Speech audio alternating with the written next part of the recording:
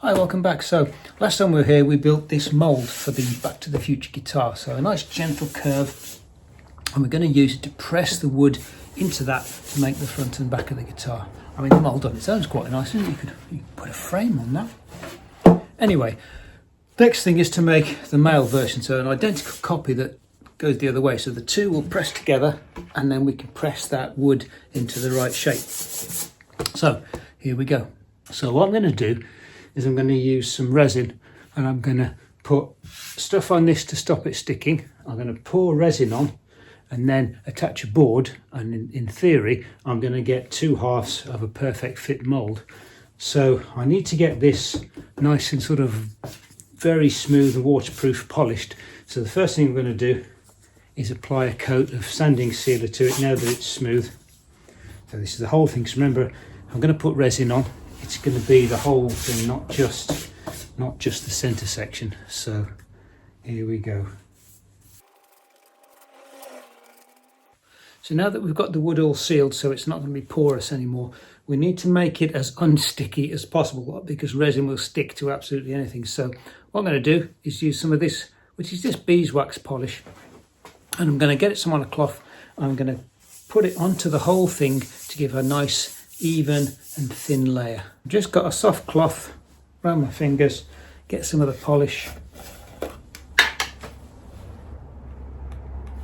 just a little bit on there, and then I can just put it on just in little circles. I don't want too much, but just enough to start getting a good layer of wax on.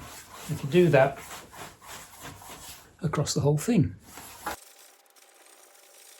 Now the trick here with the wax polish is put the polish on, and you want a reasonably thin layer across the whole thing, but do not polish it yet, because what happens is if you now leave it, go away, have a cup of tea, wait for it, and what will happen is all of the solvent that's in with the wax polish will evaporate off, and it'll leave you with a hard layer of, or a harder layer of wax, which you can then buff off with a soft cloth, and you'll get much better results. If you try and polish it now, it's just going to smear it around. It'll be a nightmare. So go and have a cup of coffee. So it's been a while now. It's been maybe half an hour to an hour. So I can feel already that the wax is now, it's much more solid than it was. It doesn't come off on my fingers anymore. So that's ready now. So what I'm going to do, a nice clean cloth again. I've just made it into a bit of a, sort of buffed it up into a flat surface, into sort of a bit like a little pillow or something. And I can just gently start to buff that up now. As I polish it, it will start to get smoother and shinier. So I can just carry on round and do that now. Make sure to do the whole thing. When I put the resin on, it's going to be across the whole thing. So I want the whole thing to be polished up, very shiny. And that way, when I apply the release agent, that and the shininess will mean that the resin probably not going to stick. Okay, so now I've got a nice shiny smooth surface which I've polished with the wax. Next stage is to add some of this stuff, which is release agent. You can pick it up on eBay or wherever, and essentially it's a PVA type compound. Usually it's blue, and you just paint it on.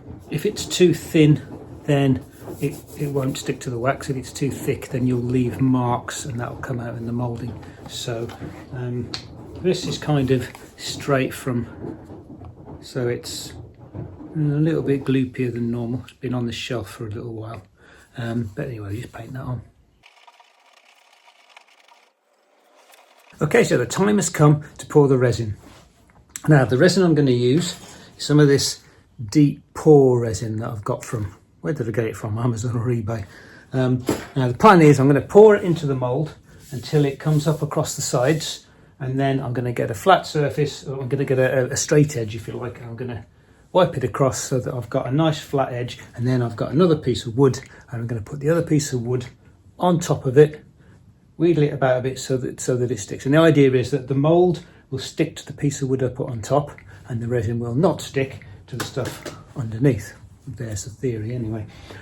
I'm assuming as well that it's going to be strong enough. I'm a bit concerned it might not be strong enough. So my instinct says maybe I should be putting fiberglass in here to strengthen it, but I'm going to try with just the resin because it's a lot easier than messing about with fiberglass. So first thing to do make sure that it's level, otherwise when I pour the resin on, it will all pour back off again onto the floor. So level all the way around, and then I can pour the resin. So let's get mixing. So I have mixed it to the appropriate ratios, which is 2 to 1 in this case.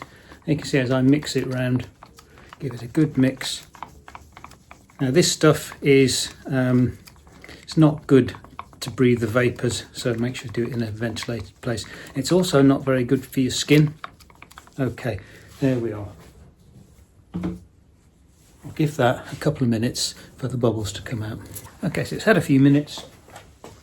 It's time to do the scary bit and pour it. So I'm going to pour it very gently, just into the middle, and it should self-level to some extent. So I'm going to just basically keep filling it until it finds the edges.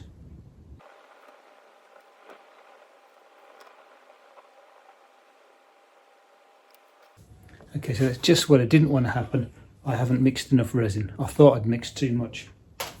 You can see it needs another one, so I've got to quickly mix another batch. Here we go with the second batch. Okay, this is resin batch number 3. Now this is the last one because this is all I've got left. It's taken a lot more than I thought. So let's go for it. I'm going to take a straight edge and just see if I can, with this little butter knife that they supply with it, just going to make sure everywhere has just got some resin on it.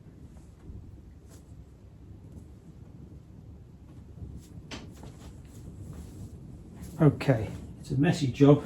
There is resin spilling around the place, but it's done. So now I can take the top part and put it on. Now, the theory is it'll stick to this, but it won't stick to the bottom layer. We'll see later. Okay, so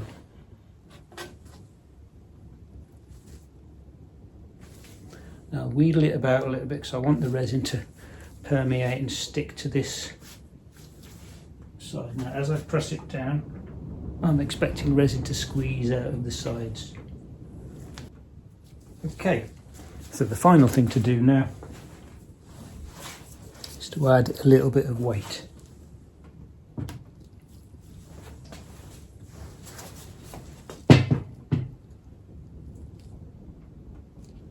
And once that's done, I'm just going to leave it for a couple of days so that it sets, and then we'll see if it comes apart.